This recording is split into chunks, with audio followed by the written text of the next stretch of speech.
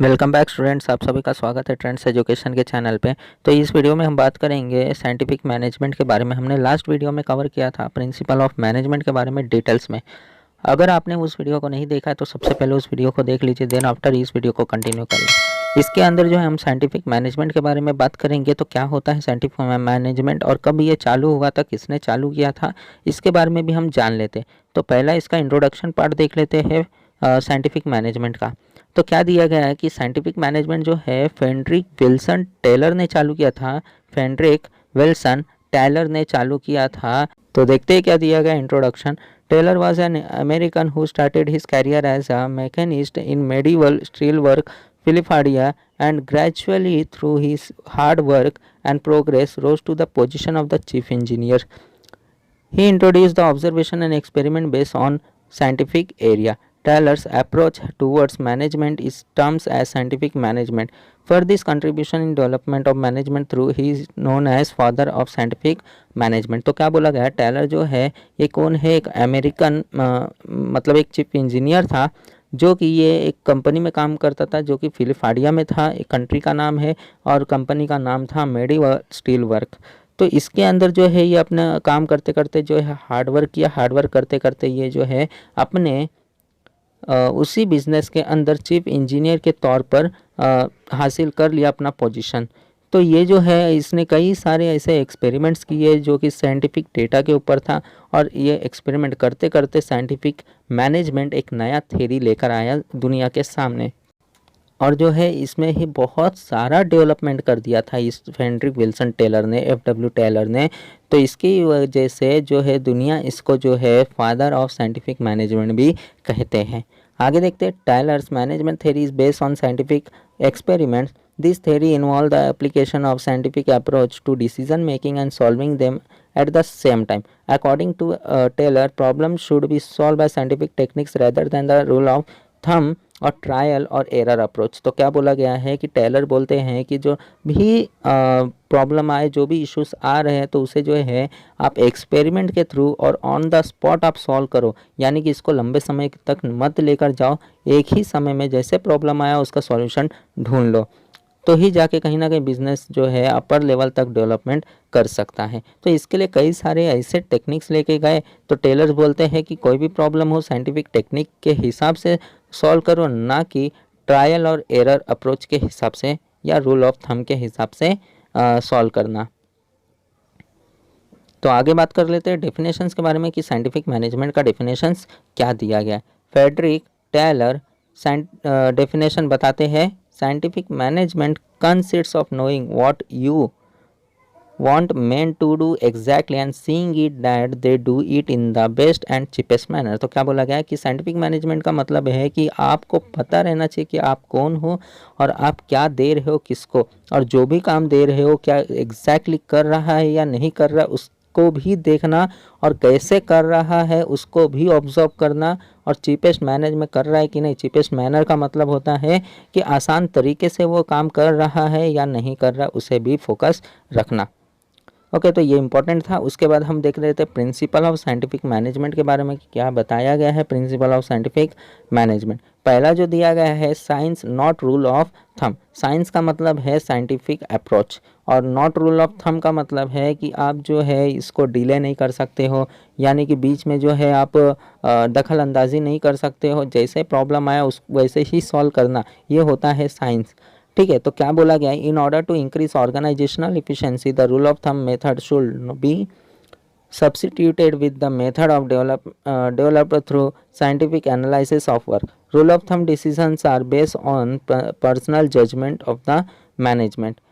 Taylor's instinct upon scientific method of every small work. This principle is concerned with selecting the best way of performing a job, scientific analysis of that job, and not by trial and error method. Standard requirement time and standard output should be defined by the manager.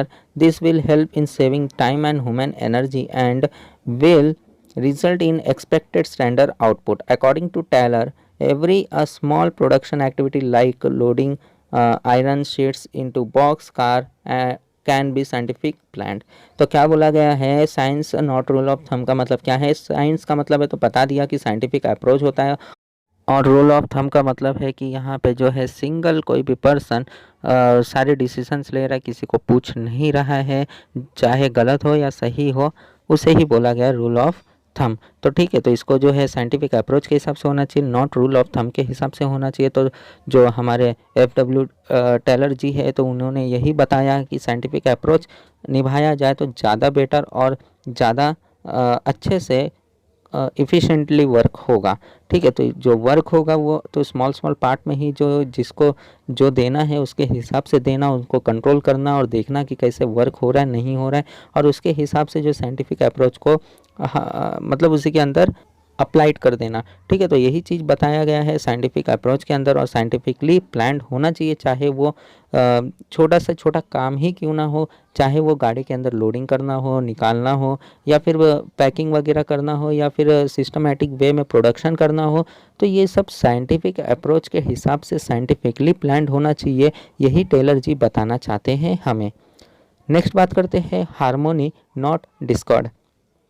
अब harmony का मतलब होता है relationship between management and employees. ठीक है, तो देखते क्या दिया गया है। According to this principle there should be harmony between the employees and management. This coordination will help in minimizing conflict between them.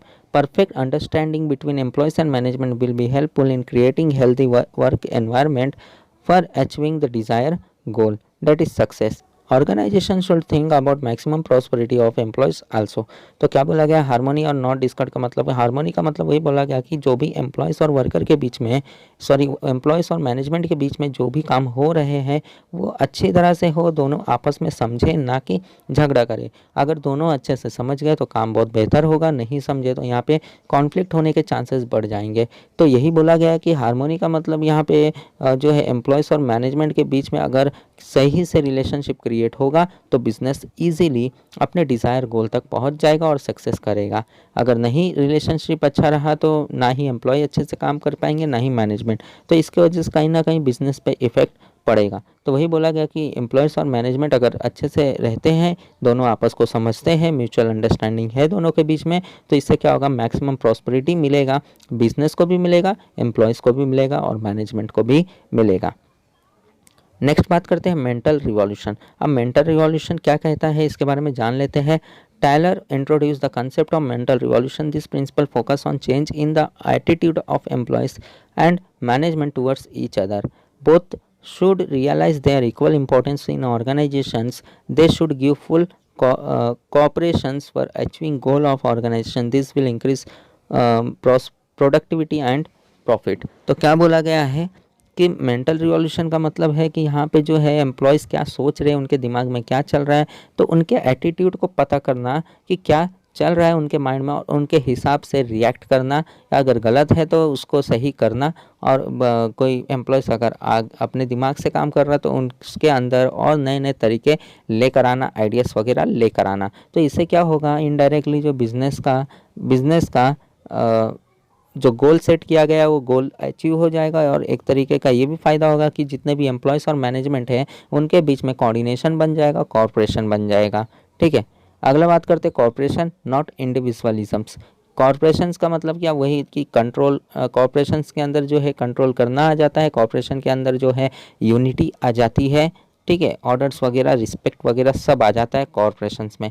ठीक है, तो देखो क्या दिया गया था, principle emphasis on mutual corporation between workforce, employees and management. Due to cooperation, trust, team spirit, etc., internal competition will turn into healthy working environment. Management should always consider the suggestion by the employees in decision making process. Employees should be treated as an integral part of organization in all respect. At the same time, employees should resist themselves from going on strike and making unnecessary demand from management.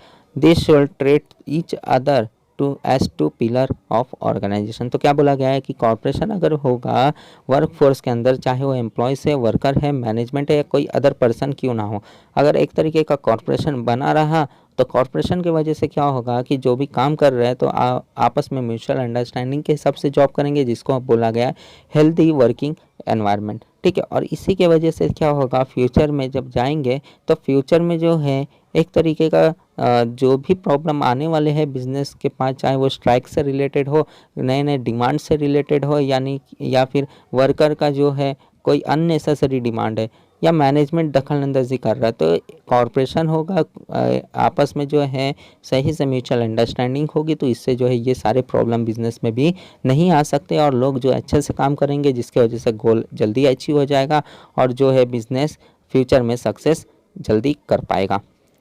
अगला बात करते हैं division of responsibilities. अब responsibility का मतलब तो सभी को पता ही है कि जिम्मेदारी होती है।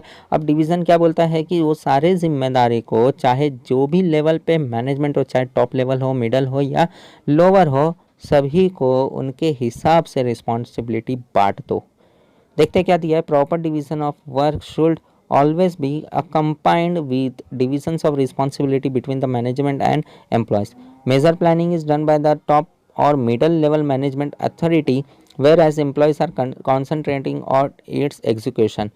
The reporting is done as per the instructions given by their superiors. Managers should always help, encourage and guide the employees. It helps for best performance of managers as well as employees. तो क्या बोला गया है कि division of responsibility के हिसाब से क्या बोला गया है कि यहाँ पे जो भी प्लानिंग पर्सन है, चाहे वो टॉप हो या फिर मिडल लेवल मैनेजमेंट हो, तो उन्हीं के पास पूरा अधिकार है कि वही लोग डिसाइड कर सकते हैं कि क्या करना है क्या नहीं करना है। तो उनके हिसाब से यहाँ पे प्लानिंग किया जाएगा और उसको एग्जीक्यूशन करने का काम एम्प्लॉयज़ का रहेगा कि पूरा काम जो ऑर्डर आए हैं टॉप पे या मिडल लेवल से, उसे जो है पूरा काम करने का जिम्मा जो है एम्प्लॉयज़ पे रहता है, तो वही लोग एग्जीक्यूशन करेंगे और साथ ही साथ जो है जैसा इंस्ट्रक्शन दिया गया वैसे ही काम ये लोग करेंगे, जिसके वजह से मैनेजर क्या करता है, एम्प्लॉयज़ को हमेशा मोटिवेट करने की काम करते रहता है, एंकरेज करने का काम करते रहता है, जिससे जो है इनडायरेक्टली एम्प्लॉयज़ और मैनेजमेंट का तो परफॉर्मेंस इंक्रीज होता ही होता है, साथ ही साथ बिजनेस का भी सक्सेस नज़दीक आ जाता है। आगे बात करते हैं development of employer and employees for greater efficiency and maximum prosperity.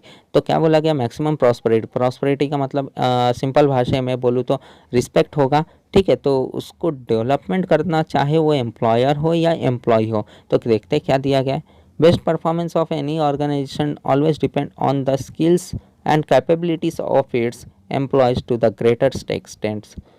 Thus, providing training and development program to the employees when they were required, it is very essential. It ultimately affect the profitability of the organization. Each employee should be given proper opportunity to attain greater efficiency and maximum prosperity. तो क्या बोला गया कि हमेशा organisation में best performance दिया जाएगा। तो बेस्ट परफॉर्मेंस मिलता कैसे, उस हर एक एम्प्लॉय के कैपेबिलिटी के ऊपर डिपेंड होगा और उस हर एम्प्लॉयज़ के जो भी स्किल्स होगा, नॉलेज होगा, उसके ऊपर डिपेंड होगा, जिसके वजह से वो बिज़नेस के अंदर डेवलपमेंट और अपना पोजीशन रोस्ट कर सकता है।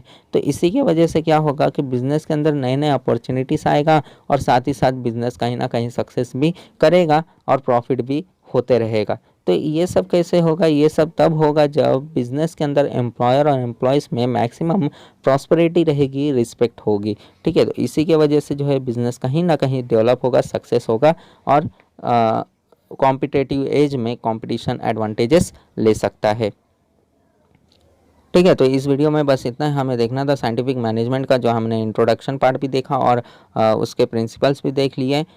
तो इस वीडियो में बस इतना ही। अगर आपको कोई डाउट होगा तो हमारे टेलीग्राम ग्रुप को ज्वाइन कर सकते हो, लिंक आपको डिस्क्रिप्शन में मिल जाएगा, वहाँ पे क्लिक करके हमारे टेलीग्राम ग्रुप को ज्वाइन कर सकते हो। तो इस वीडियो में बस इतना ही। अब हम मिलेंगे नेक्स्ट वीडियो में, तब तक के लिए टेक केयर एंड धन्यवाद।